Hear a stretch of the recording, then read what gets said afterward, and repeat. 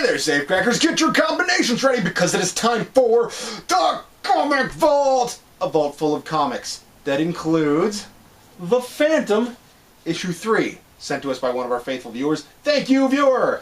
I'm really enjoying this series. As I said earlier in the previous Phantom video, there's a lot of the stuff that's very morality tale-like, but there are things in there that I find interesting. Now, what I usually see with the Phantom, and this one is specifically titled Phantom versus Pirates. Now, a lot of the time when I see Phantom versus Pirates, I think, oh my god, it's going to be another one of those things where they try to call all criminals pirates, and it's an apology for the reason that the Phantom's fighting them, even though the Phantom's supposed to be fighting pirates. He's a guardian of the whatever. He is a defender of justice. He likes to see justice done. He likes to see people making proper choices that are not hurting others. And when people get hurt based on the choices of other people, that's what he's really fighting against. Now, granted, he did pledge himself, like the original Phantom pledged himself to fight piracy, but it was really, I wonder if they quote it in here, an oath to fight piracy and injustice wherever it might be found. So that's the thing, is that it's not just piracy, it's injustice wherever it might be found. So I get annoyed when I read things like, even though I didn't hate Peter David's run, I get annoyed when I read things that are about that 4-issue miniseries that predates this one. I get annoyed when I read stuff that's about, oh, pirates are all criminals are pirates, and that's why I'm fighting them. No, you're fighting them because they are purveyors of injustice. They are evil doers. I mean, I feel weird to use that statement now, but still, they do evil, i.e. they are evil doers. So I get frustrated with the Phantom versus Pirates idea. But this one really just encapsulated everything that I find interesting about the Phantom versus Pirates. Reason being is he's and that's the thing. I'll get there. A lot of the stuff that I read from the Phantom, they're trying to say that all criminals are pirates so that you can, or they're trying to create the modern day pirate. Well, there is such a thing as a modern day pirate, and there it is. He's a guy on a ship taking other ships. I mean, it's still a viable way to do, well, to be a criminal. I mean, it's not quite as pleasing, and there might be a little more of a leisurely lifestyle out there than being a modern-day pirate, but they still exist. So, and now what's really interesting about this isn't so much that he's fighting a modern-day pirate. It's more the fact that this book points out that there is a difference between the reality that is a pirate and the romanticized fiction that is a pirate. So, and this thing came out, or I read this thing right on time for me to be interested in this book. There's a lot of fiction out there right now, specifically a lot of fiction, a lot of movies, lots of yada yada out there right now that is romanticizing pirates. And you look at movies like that movie franchise, Pirates of the Caribbean. Okay, I get why people like pirates. They're fascinating. They live free, extremely free lifestyles. But that's the thing, is that that's not exactly... and they have pirates in there that do disgusting things, and they have pirates in there who are characterized as the good guys who do disgusting things. But they really don't delve into the disgusting stuff they do.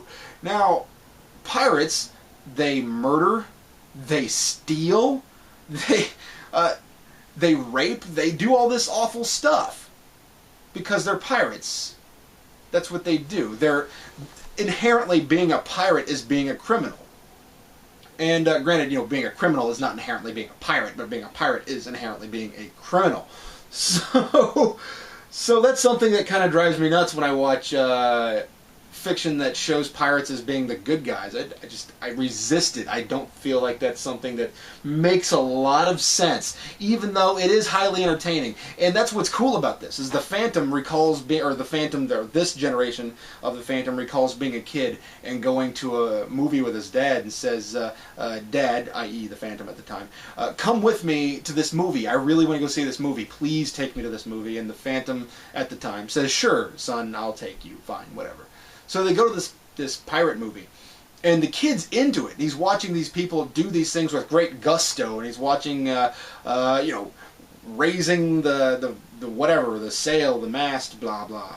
And they sing, and they're you know, that yo ho ho and a bottle of rum stuff. And he sees these pirates with these really interesting names, and he thinks, this is an interesting life. These are interesting people. I would love to be like that. And they're almost Robin Hood in nature.